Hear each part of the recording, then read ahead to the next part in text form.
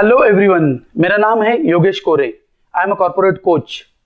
बहुत से coaching classes के ओनर्स को मैं मेंटरिंग करता हूं। मेरा आज का टॉपिक है कि कोचिंग क्लासेस, प्राइवेट ट्यूटर्स और ग्रुप ट्यूशंस, इन सब को क्या 18% जीएसटी होना चाहिए या ज़रा भी नहीं होना चाहिए।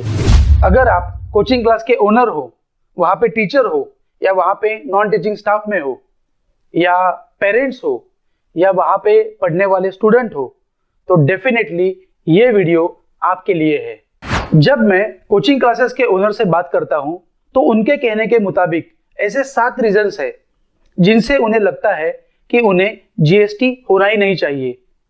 आप ही सोचो कि क्या ये 7 रीजंस वैलिड है। उनके कहने के मुताबिक उनका फर्स्ट रीजन ये है कि हर स्टेट के एजुकेशन बोर्ड के टेक्स्ट बुक होते हैं। इन टेक्स्ट बुक के आधार पर कई प्राइवेट पब्लिकेशंस कंपनियां अपने नोट्स निकालती है और स्कूल्स और क्लासेस को बेचती है। ऑफ कोर्स, तो उन पब्लिकेशंस कंपनियों को जीएसटी नहीं है। अगर उन्हें जीएसटी होता था तो पेरेंट्स का ही खर्चा बढ़ता था। गवर्नमेंट के उन्हीं टेक्स्ट बुक को जब स्कूल्स वाले पढ़ाते हैं और फीस भी कलेक्ट करते हैं, तो जो फीस वो कलेक्ट करते हैं उस पर उन्हें जीएसटी भरना नहीं पड़ता है। लेकिन गवर्नमेंट के उन्हीं टेक्स्ट बुक को जब क्लासेस वाले अपने क्लास में जी जान लगाकर पढ़ाते हैं तो उन्हें 18% जीएसटी है। इन्हीं टेक्स्ट बुक पर जब क्लासेस वाले स्टूडेंट्स की पढ़ाई इजी करने के लिए अपना दिमाग लगाकर खुद के नोट्स निकालते हैं तो उन्हें गवर्नमेंट को रॉयल्टी देनी पड़ती है। इससे क्या होता है? इससे खर्चे बढ़ते हैं। नोट्स पर रॉयल्टी का खर्चा पहले से नहीं था, लेकिन अब है। छोटे और मीडियम साइज के जो क्लासेस होते हैं उनकी लास्ट 3 to 4 इयर्स में फीस इतनी भी नहीं बढ़ी है। बहुतों की तो फीस ही नहीं बढ़ी है, बहुतों की तो फीस कम ही हुई है। लेकिन क्लासेस के खर्चे तो हर साल बढ़ते ही रहते हैं। मार्केट में सभी वस्तुओं के भाव बढ़ रहे हैं, जैसे कि petrol, diesel, rent, telephone, electricity, लोगों की सैलरी। लेकिन क्लासेस की फीस नहीं बढ़ी है। चलो देखते हैं सेकेंड रीजन। कोचिंग क्लासेस के पास समझो 100 रुपए आते हैं और 18 रुपीज जीएसटी में जाते हैं, तो बचते हैं 82 रुपीज। तो 82 रुपीज जो बचते हैं, उन 82 रुपीज में सारे एक्सपेंसेस मैनेज करना क्या सचमुच पॉसिबल हो सकता है? एक्चुअली कोचिंग क्लासेस वालों ने 100 रुपीज प्लस 18 रुपीज ऐसे दोनों पेरेंट्स से लेने चाहिए, मतलब 118 रुपीज लेने चाहिए।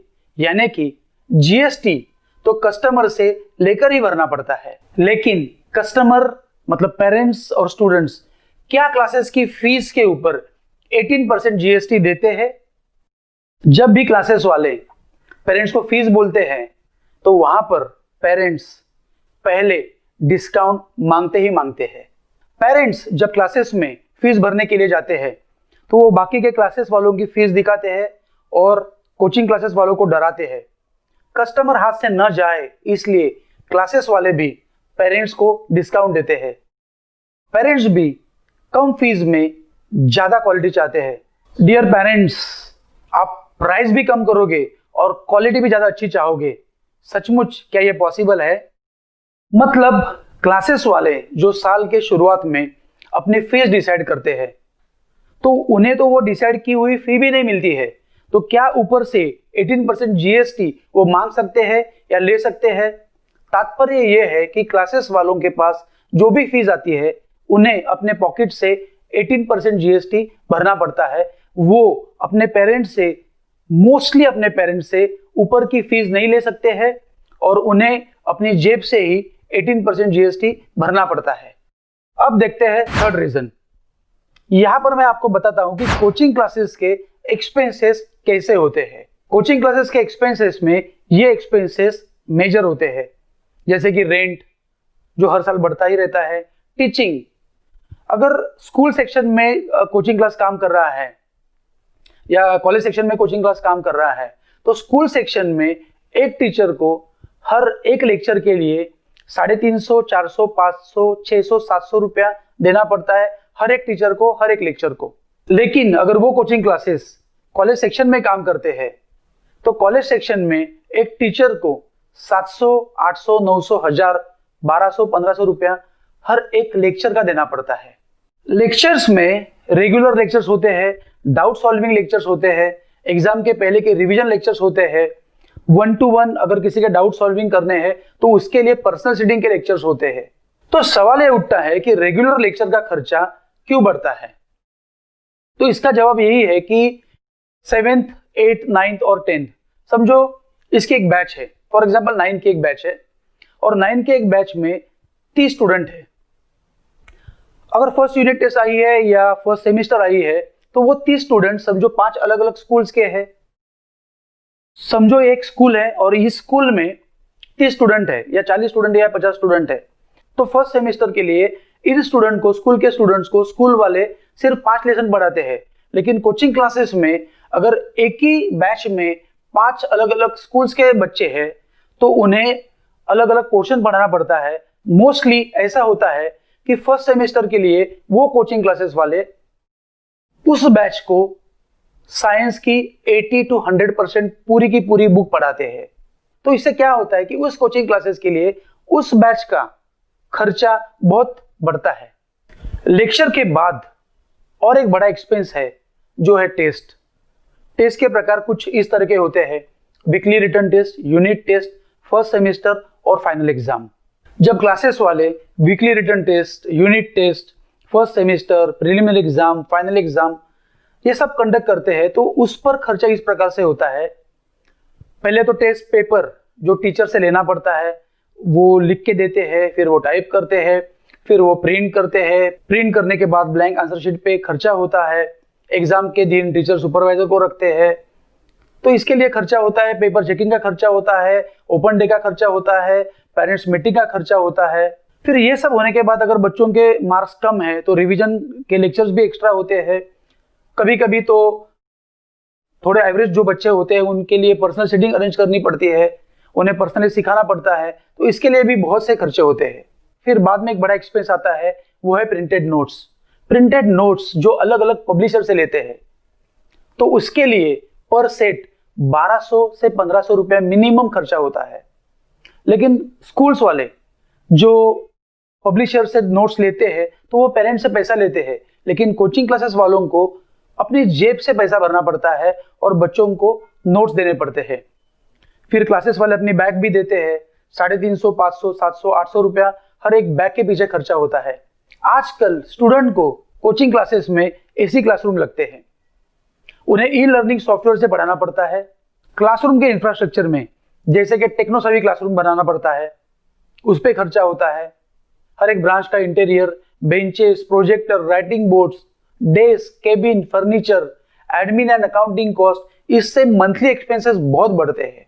कोचिंग क्लासेस वालों के पास अगर सेल्स की टीम है जो घर घर जाके लोगों से मिलते हैं और एडमिशन करते हैं तो एक स्टूडेंट ऑनबोर्ड करने के लिए, एक स्टूडेंट का एडमिशन करने के लिए उन्हें कम से कम 3.5, 4, 5, 6 हजार तक खर्चा करना पड़ता है। कंपटीशन में डटे रहने के लिए एडवर्टाइजिंग पर भी खर्चा करना पड़ता है। ब्रोशर्स, पैम्पलेट्स, न्यूज़पेपर में जो इंसर्ट होते हैं, जो स्कूल्स के बाहर ब्रोशर या पैम्पलेट बांटते हैं, तो छोटे से छोटे कोचिंग क्लासेस को भी 25,000 से 50,000 से 1 लाख, 1.5 लाख, 2 लाख, 3 लाख इतना खर्चा करना पड़ता है ब्रोशर्स और पैम्पलेट के डिस्ट्रीब्यूशन पर।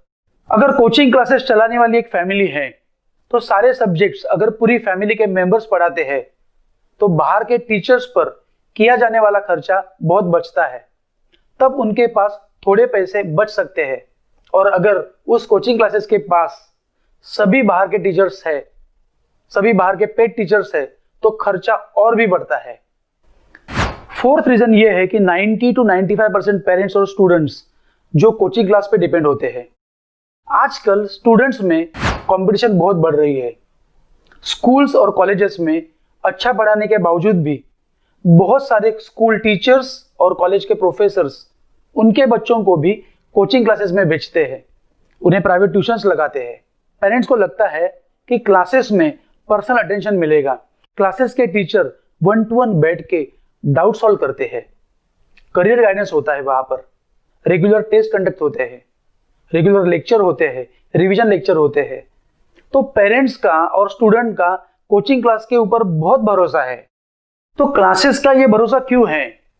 क्लासेस में बहुत बार फुल टाइम या पार्ट टाइम पढ़ाने वाले बहुत से टीचर्स वेल क्वालिफाइड होते हैं, जैसे कि इंजीनियर्स होते हैं, एमबीबीएस डॉक्टर्स होते हैं, एमबीए होते हैं। और अगर ये टीचर्स पढ़ाने में बहुत ही अच्छे हैं तो इनकी एक्सपेक्टेशन मार्केट रेट से बहुत ज्यादा होती है। इन्हें बहुत ज्यादा पे करना पड़ता है क्योंकि ये उतनी ताकत से, उनकी क्वालिटी से पढ़ाते हैं। आइए अब देखते हैं फिफ्थ रीजन। फिफ्थ रीजन ये है कि कोचिंग क्लास के ओनर्स साल भर छुट्टी नहीं ले सकते हैं। स्कूल के एग्जाम जब भी खत्म होते हैं फिर उसके बाद नेक्स्ट ईयर के टीचिंग के प्लानिंग में बहुत दिन जाते हैं। 15 अप्रैल से 10 शुरू होता है, 20 मई से 9 शुरू होता है, फिर जून में रेगुलर लेक्चर शुरू होते हैं। ये सभी पीरियड में एक बार स्कूल की एग्जाम खत्म हो गई, फिर 10 के बच्चे आए, फिर 9 के बच्चे आए, फिर रेगुलर बच्चे आए, तो ये सभी पीरियड में कोचिंग क्लासेस के ओनर्स छुट्टी नहीं लेते हैं। क्या आपको ये मालूम है कि कोचिंग क्लासेस के ओनर्स उनके क्लास में सबसे ज्यादा काम करने वाले होते हैं। बच्चों के रिजल्ट की अल्टीमेट रिस्पॉन्सिबिलिटी भी उनके ऊपर ही होती है। वो रिस्क लेते हैं, वो बिजनेस चलाने के रिस्क लेते हैं, लोगों को जॉब देते हैं, स्टूडेंट को रिजल्ट देना पड़ता है, पेरेंट्स भी उनसे बहुत हाई एक्सपेक्टेशन रखते हैं। एक बिजनेसमैन बन के उसे बिजनेस को मैनेज करना पड़ता है, तो उसे उस साल का best employee of the year award मिल सकता है। लेकिन क्या उसे अपनी मेहनत के हिसाब से या रिस्क लेने के हिसाब से या उसके पोटेंशियल के हिसाब से उसे उतना उस साल में प्रॉफिट मिलता है? स्कूल के टीचर्स को गवर्नमेंट से अवार्ड मिलता है, क्या कोचिंग क्लासेस के बेस्ट टीचर्स को भी गवर्नमेंट से अवार्ड मिलता है? क्या कोचिंग क्लासेस के ओनर्स को भी गवर्नमेंट से अवार्ड मिलता है? क्या आपको लगता है कि कोचिंग क्लासेस वाले भी अपने देश की एजुकेशन सिस्टम को बेटर बनाने के लिए पूरक है? आप ही सोचो, अपने देश का एजुकेशन जो अपने गवर्नमेंट का रेवेन्यू होना चाहिए या एक्सपेंस होना चाहिए? बच्चे तो देश का भविष्य है और भविष्य उज्जवल बनाने के लिए इन्वेस्टमेंट करनी पड़ती है, खर्चा करना पड़ता है। आपको क्या इंपॉर्टेंट लगता है, एजुकेशन सिस्टम पर पैसा खर्चा करना या एजुकेशन सिस्टम से पैसा कमाना? पहले कोचिंग क्लासेस पर 5% सर्विस टैक्स था, फिर 8% हो गया, फिर 10% हो गया, फिर 12% हो गया, फिर 12.36% हो गया और फिर 1 जुलाई 2018 से 18% जीएसटी हो गया। कोचिंग क्लासेस के ओनर्स के कहने के मुताबिक कोचिंग क्लासेस में मैक्सिमम प्रॉफिट 4 to 5% ही होता है। बहुत से क्लासेस लॉस में जाते हैं तो बंद करने पड़ते हैं। बहुत से स्कूल्स की फीस भी कोचिंग क्लासेस से ज्यादा है और उन्हें उन स्कूल्स को अपनी कलेक्ट की हुई फीस पर जीएसटी नहीं देना पड़ता है। कोचिंग क्लासेस के टैक्सेस में जीएसटी होता है, इनकम टैक्स होता है, प्रोफेशनल टैक्स होते हैं। स्कूल्स और कॉलेजेस को जो लैंड मिलती है वो एकदम सस्ते में मिलती है। उनकी इलेक्ट्रिसिटी के बिल में भी सब्सिडी मिलती है। अगर इंस्टीट्यूट ग्रांटेड है तो उनके लोगों की सैलरी भी गवर्नमेंट से आती है। बहुत से पेरेंट्स, स्टूडेंट्स और लोग कहते हैं कि कोचिंग क्लासेस वालों ने एजुकेशन का बाजार बनाया है। अगर आप कोचिंग क्लासेस के एक्सपेंसेस, उनके हार्डवर्क, उनके स्ट्रगल, इन सब का स्टडी करोगे तो आप कभी भी ये बात नहीं बोल सकते हो। Can you all imagine India without private coaching classes, India without private tutors? आइए अब देखते हैं 6th रीजन। कोचिंग क्लासेस के पास कंबाइंड एडमिशंस होते हैं, जैसे कि 8, 9 और 10th या 9th और 10th या 11th और 12th। तो इसका मतलब यह है कि कोचिंग क्लासेस वाले अगले साल का पैसा एडवांस में ले रहे हैं और उन्हें अगले साल में ना ही सिर्फ टीचिंग पर पैसा खर्चा करना है, लेकिन उन्हें बाकी के बहुत सारे एक्सपेंस होते हैं, जैसे कि रेंट, टेलीफोन, इलेक्ट्रिसिटी, लोगों की सैलरी, टेस्ट कंडक्ट करना, ये सभी एक्सपेंसेस की रिस्पॉन्सिबिलिटी, अकाउंटेबिलिटी, ये सभी एक्सपेंसेस की जिम्मेदारी वो कोचिंग क्लास वाला लेता है। लेकिन क्लास ओनर के पास इस महीने में जो पैसा आया है उससे उसके इस महीने के खर्चे कभी कभी निकलते हैं तो कभी कभी नहीं भी निकलते हैं और तब वो अपने जेब से पैसा डालता है, लेकिन लायबिलिटी अगले साल की या अगले 2 साल की पूरी ले लेता है। आप कभी भी देखो कि कोचिंग क्लासेस के ऊपर स्टूडेंट्स के रिजल्ट का प्रेशर स्कूल से बहुत ज्यादा होता है। तो क्या कोचिंग क्लासेस के ओनर्स लोगों को सैलरी देने के लिए और स्टूडेंट को रिजल्ट देने के लिए या स्टूडेंट के परसेंटेज बढ़ाने के लिए अपनी कोचिंग क्लासेस चलाते हैं? ये सब सुनने के बाद मेरा आपसे यही सवाल है कि क्या 18% जीएसटी पूरी तरह निकलने के बाद भी ये बिजनेस प्रॉफिटेबल है? क्या 4-5 साल के बाद हम लोग बोलेंगे कि कई साल पहले हमारे देश में कोचिंग क्लासेस हुआ करते थे? तो आइए अब देखते हैं 7th reason. All over India में अप्रोक्सीमेटली मोर देन 15 लाख से ज्यादा कोचिंग क्लासेस और प्राइवेट ट्यूटर्स है, जहां पर 1.5 या 2 करोड़ से भी ज्यादा लोग काम करते हैं और अप्रोक्सीमेटली 12 से 15 करोड़ स्टूडेंट्स वहां पर भरोसा रखकर पढ़ने के लिए जाते हैं। तो ये क्लासेस ओनर्स भी इतने जॉब भी क्रिएट करते हैं, इतने बच्चों के रिजल्ट की रिस्पॉन्सिबिलिटी भी लेते हैं, अपने देश की इकोनॉमी अच्छी रखने के लिए ये लोग मदद करते हैं। अब तो कोरोना भी आया है, सभी खर्चे हो रहे हैं, लेकिन फीस नहीं आ रही है।